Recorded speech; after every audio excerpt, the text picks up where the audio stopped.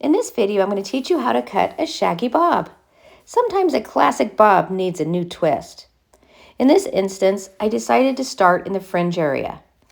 As in all my haircuts, I always map it out. Here, you want to find the frontal bone just by laying the comb against the forehead and angling it back. That gives you an idea of where to start your parting. Then take the wide tooth of your comb and just insert it at that very first parting and just let it glide down the head. It should exit right at the edge of the eyebrow, right above the recession area. Then take the hair and comb it forward onto the face. Secure it between your fingers. Check your exit points. And then take it and twist it and secure it into your left hand. Then cut straight across. By doing this, it automatically creates that beautiful C-section, or C-shape rather.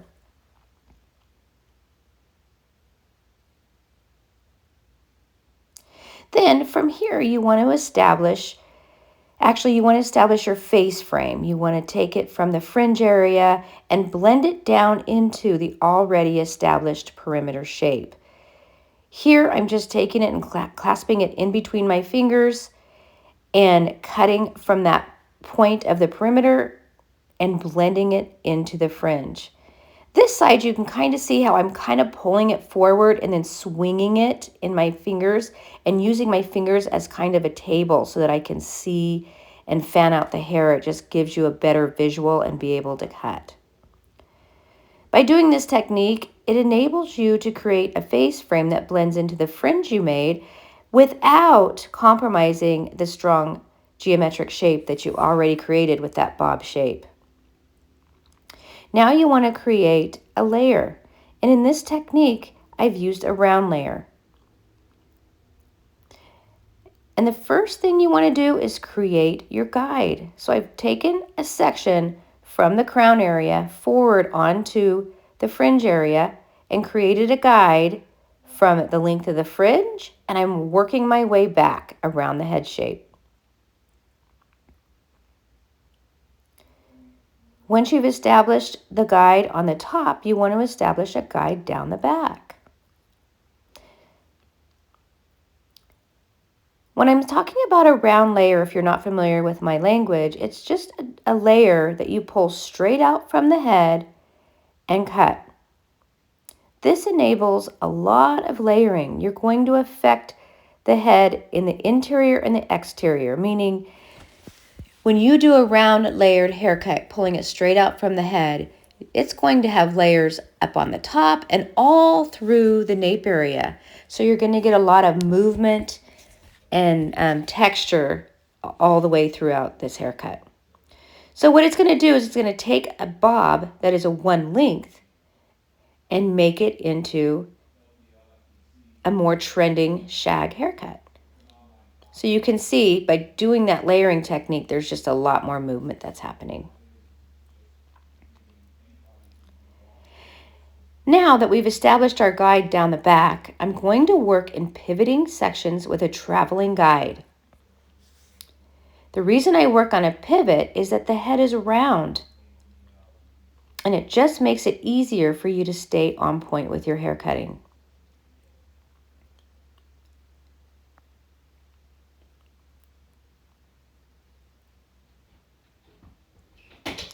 You want to use this technique all the way through the back until you reach the side of the head right before the ear.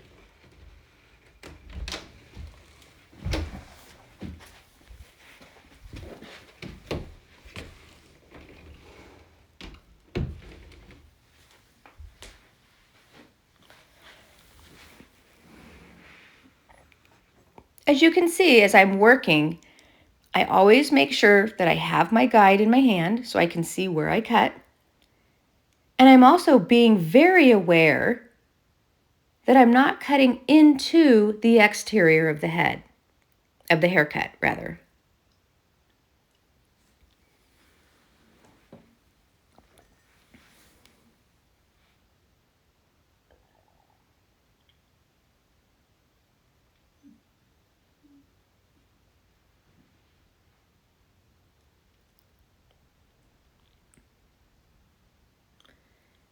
Now, as I'm moving into the side of the head becomes flatter. So now we're going to work on vertical sections with a traveling guide. Right in this area, be very aware of that mastoid bone that's right between the ear and the nape area. If that area is a really wide area, like a wide space where there's not a lot of hair there, you want to be very aware so that you don't cut a hole in it, in your haircut. If you've watched any of my videos, I always tell you to always check the head shape before even attempting a haircut. That way you're familiar with all the areas on the head that have swirls, that maybe the hair is not quite as dense in certain areas that you need to be aware of and adjust your technique for. And when you're transitioning a bob and making it more of a shaggier on-trend haircut like this, you want to be very aware not only of the growth patterns and the density of the hair, but you want to be aware of that geometric shape that you established in the perimeter of the haircut. So as you're moving into the side of the head, like we are right here, I'm being very aware not to cut past the length in the perimeter. And by doing that, you can see how I kind of shift up to make sure that I don't cut into the perimeter of the hair. So it's almost like I like to think of it as dot to dot and keeping myself on point with my hair cutting. And what I mean by that is I'm working with a traveling guide. I don't cut until I see my guide. I'm being aware of the length on the top, and I'm being aware of where I'm headed. Where is that, where is the length headed on that haircut? So being very aware of that is super important. Now, if you notice, as I'm working my way to meet the frontal bone area, the head starts to round. So I'm starting to shift again and I'm working on a pivot. This is something that you can do if you feel more comfortable as you're working around the side of the head and want to be careful not to cut into the face frame that you created. You could work on a pivot all the way from the back, and it just is another way to ensure that you do not cut off that beautiful face frame that you created. And as you can see here, I'm coming and meeting that first guide that I created on top.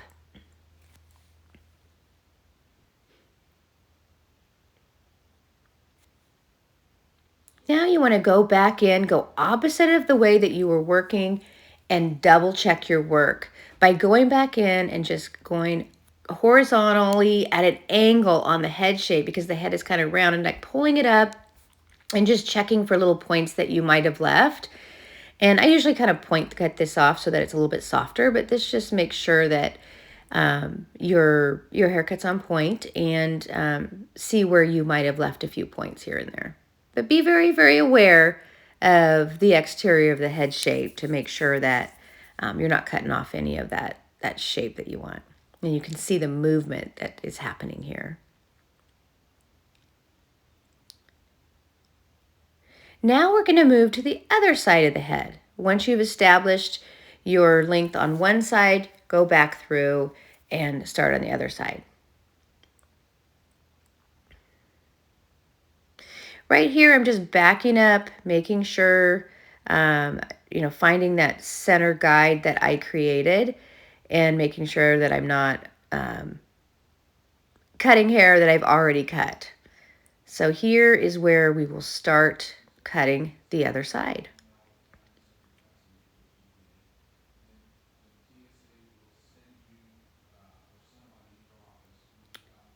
This is definitely a better visual for you when I am videotaping myself and I decide, oh, I think I'm going to do a video and nobody's around. I'm kind of limited on being able to really get the best views that I want you to have. But I'm really hoping that this video gives you some inspiration and just really helps you on keeping your hair cutting on point and just growing your skills and becoming a more precision hair cutter.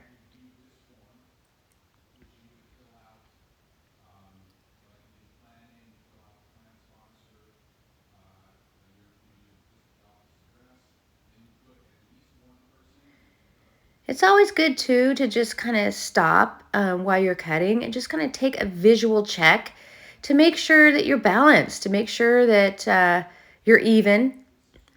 It's good to step back from your work a little bit while you're working and just make sure that you're not, getting too long on one side than you are the other, or rather too short than the other side. It's very easy. I know even for myself, even after all these years of cutting hair, there's times I start to become a little bit longer on one side than the other. And boy, am I happy when I stop and I kind of double check and take a visual and just see where I'm at, because it's pretty frustrating to get through to the end of your haircut and realize that you are a bit off, and then you've got a lot more cleanup work to do. As you can see, as I'm cutting, I always check to make sure I can see my guide, that I'm not cutting without my guide. Here's that mastoid bone I was telling you about. You've got to check to make sure when you come around to that ear and start taking vertical sections that you compensate for the length that's happening there and for the density that's the lack of density rather that's happening there behind the ear. Notice how I do lift up as I move into the side of the head because I don't want to cut off that corner. Here again, it's like a dot to dot. Yes, you have your traveling guide, but you also have the length that you've established on the top in your guide, and you have the length at the perimeter that you've established. So you have 3 things to keep you on point in your cutting: your guide, your starting point, and your perimeter point. Now as you can see, as I'm coming around to the round of the head here, we start pivoting again. Again, this technique of working on a pivot on the round of the head just ensures that you don't cut into that beautiful perimeter that you established earlier. Now we're working into the fringe area, and you're eventually going to come to the point where you established your starting guide, and it should all meet together.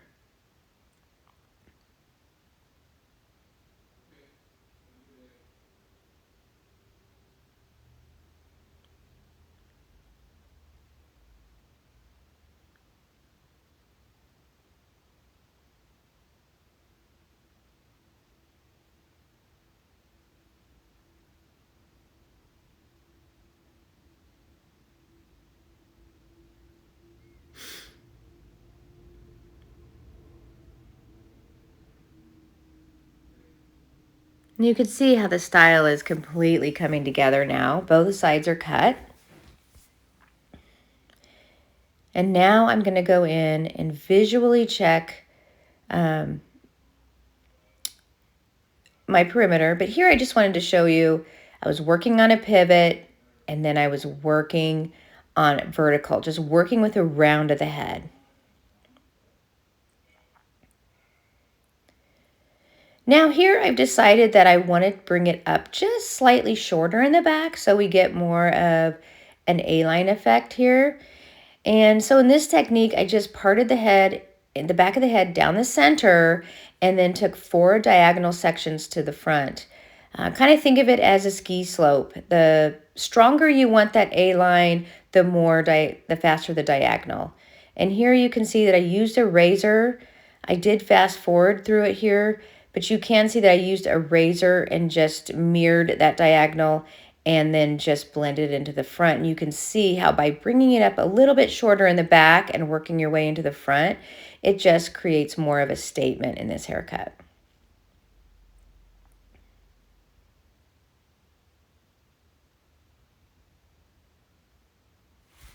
Here, I'm just looking in the mirror. I always recommend stepping back from your client, visually checking it, see how even it is.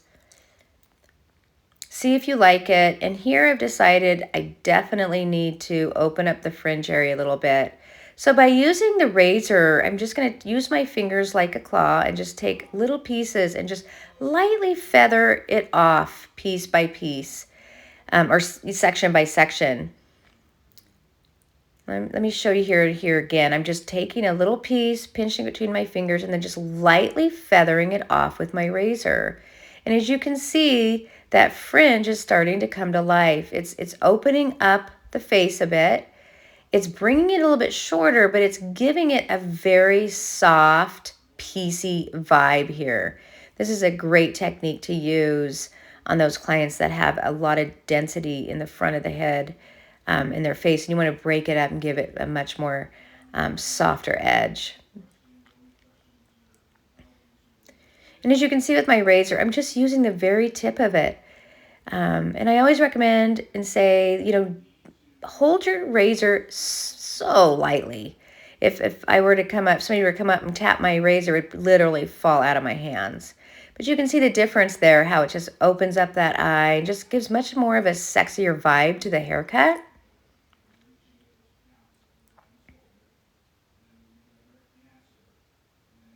Doing a technique like this, it just sets you apart as a hairstylist because you are making this haircut for them. You are also putting your finishing and touches on the haircut. This is very visual. It's not so structural. As you can see, I'm literally just looking at it and going, okay, where do I want it to look piecier? Where do I need to remove weight? What parts of her face do I want to open up a little bit more here? That's all that's going through my mind as I'm working it.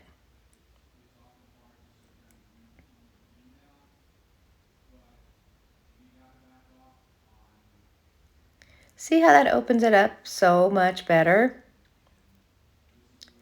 Now it's time to go in at the very end. There's not a haircut I do that I don't go in and do some dry cutting. Here, I just felt she was a little bit thick, so I'm going in with some deep V sections with a 6-inch blade and just breaking that up real aggressively because she just was a little bit too thick, too heavy. Although I'm being very careful here not to remove that corner.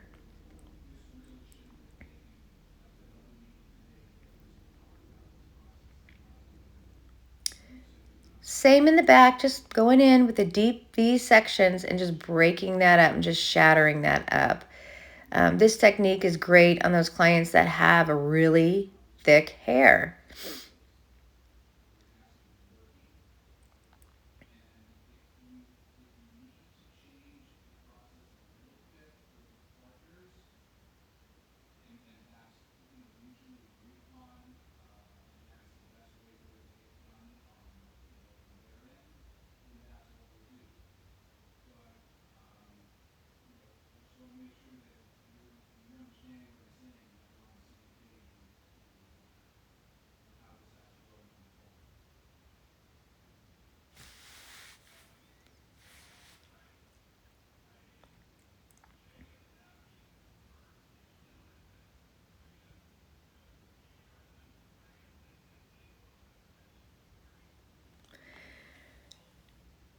Now as I am going through the rest of the haircut, I'm noticing that I've done all I can with my shears, but I just need a little bit more weight in some areas. So here I'm using a centric shear.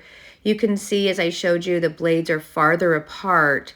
So it's just gonna give you more of a channel effect, but I'm just taking it and kind of gliding it through the hair and just visually checking it. And you can see how it just gives a softer vibe to it. And if you notice, when I put it into the hair, I'm not going deep in the hair. I'm just going maybe an inch in just to remove the weight. And here on the top, I want to create a little bit more volume and support. So just by picking it up and holding it up and kind of going with that first bend, I hit it with the shears and it creates that nice volume. Like I said, all of the finishing, dry finishing, is all visual. It's all you. It's what you see. When I'm working and doing this type of work, I am literally standing back, looking at it in the mirror, and deciding what I want to change. Here, she's a little bit thick in the nape, so I'm just taking my scissors and literally just going in as I'm hitting the hair, I'm closing it and dragging the scissors out. This just lightens the edges of the hair shaft without creating lines. It's a great way to remove bulk in bobs as well, that you don't want layers, but you want to reduce and diminish that bell effect that happens in some bobs on thick hair. But as you can see, it just comes out beautiful.